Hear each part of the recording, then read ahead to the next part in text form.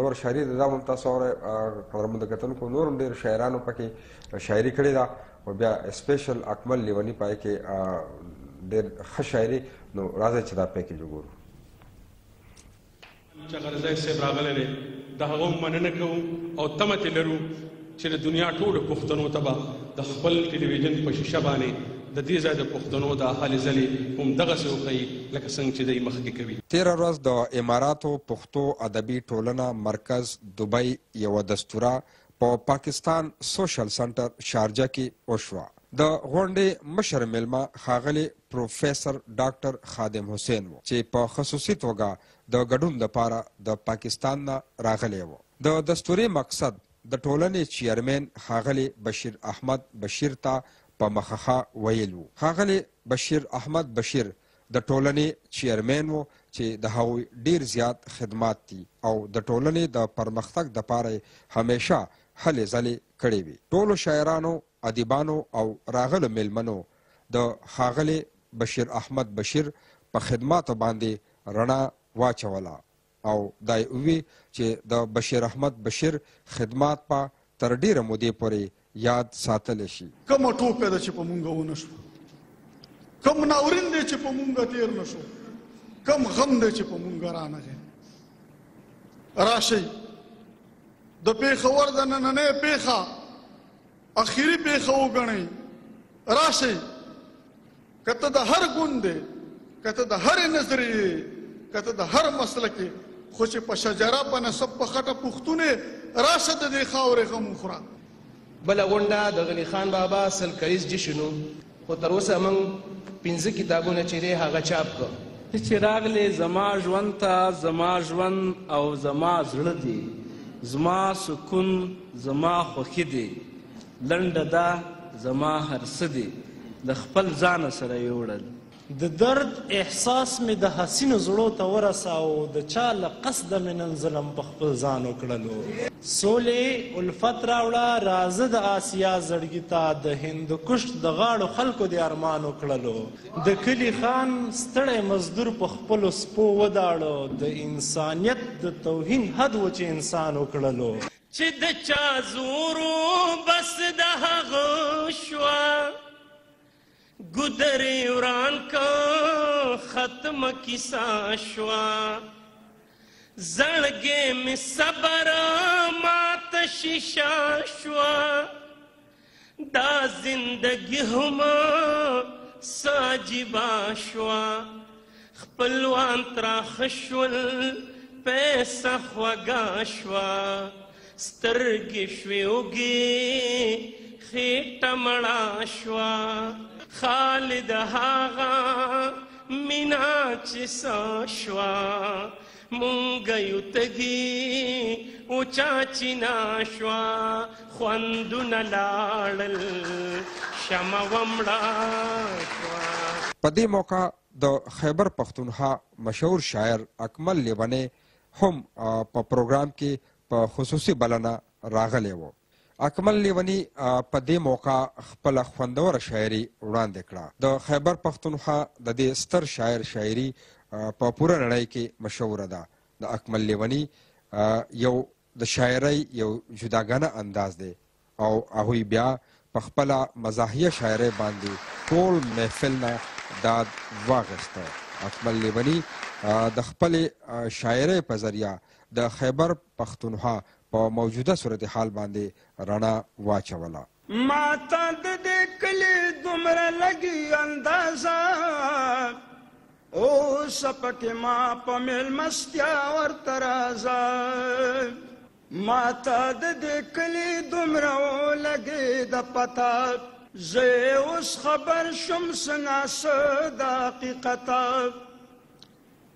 دلته د انسان وینه د ډېره بې قیمته، یو اخلي غلط مطلب د بل د شرافته، ورک پکې نادار دی او بادار دی په مزه، اوس پکې ما په میلمستیا ورته راځه. دلته خپل څوک نه پېژني قدر د پردو کوي، دل ترور درور د سر خبره په پیسو کوي دلته د خپل کور څوکیداري خلق په غلو کوي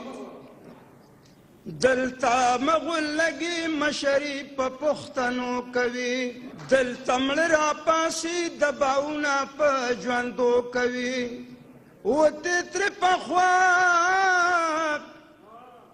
وته تر پخوا د غیرتونو جنازه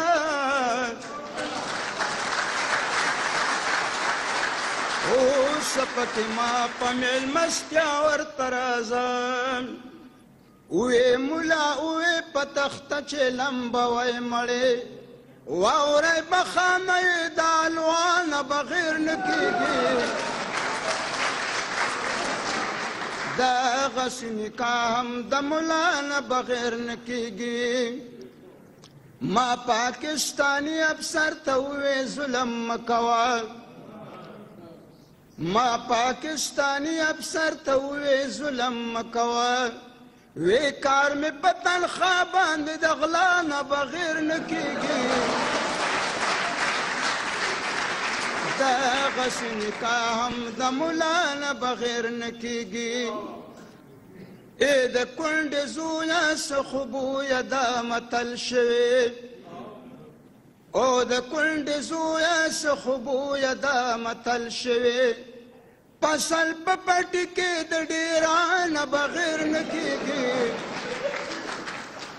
دغسې نکاح هم د ملا نه بغیر نه کېږي ټیک ده چې اکمله شاعر نه یې شاعر ګوټې یې ټیک ده چې اکمله شاعر نه یې شاعر ګوټې یې خو یو مشاعر هم ګورستانه بغیر نه کېږي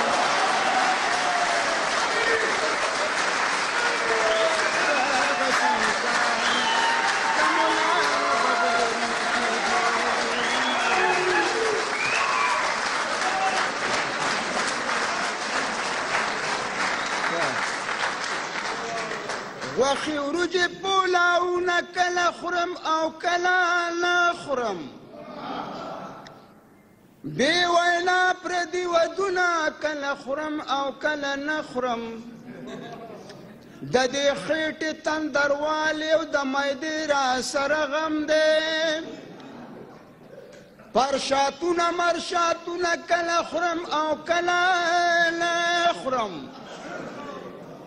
سګنې مې لسم حج اوس ناسه ورسره ښه شم داسې ډېر پردي حقونه کله خورم او کله نه خورم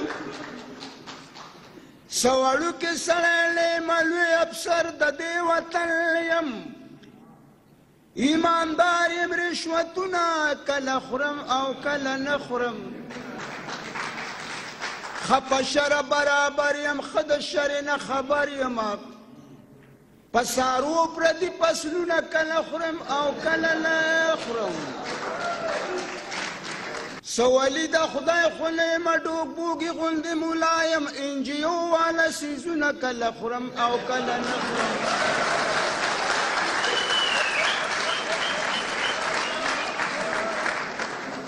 اوس خو شکر دی په کور کې لوی واړه رانه زارېږي په صوباړو ګزارونه کله خورم او کله نه خورم ښې مستۍ ته مې زړه کېږي خو د عمر تقاضا ده دمامو ته چورلکونه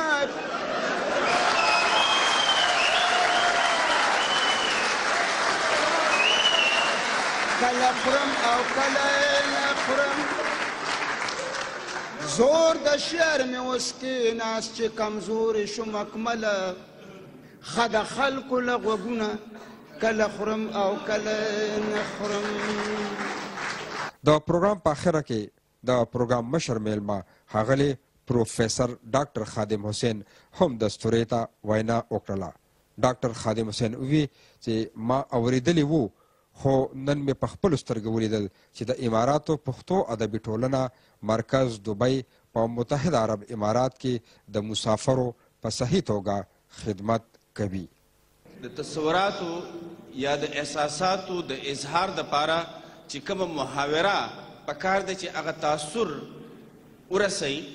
د هغې د رسولو دپاره کله ناکله انسان او انسانان او د انسانانو ټولنې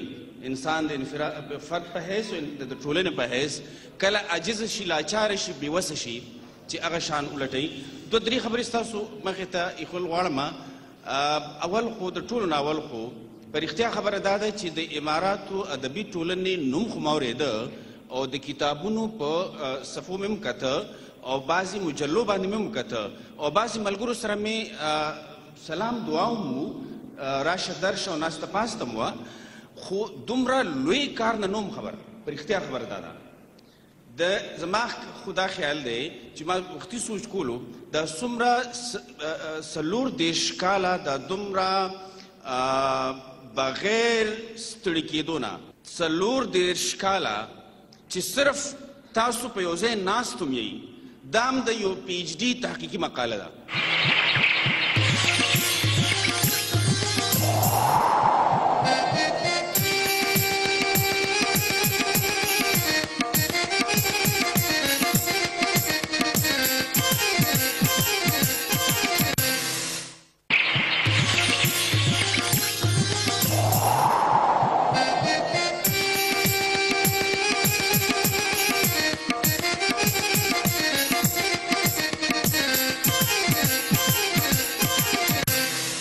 قدرمنو کتونکو یو ځل بیا هرکلی ویما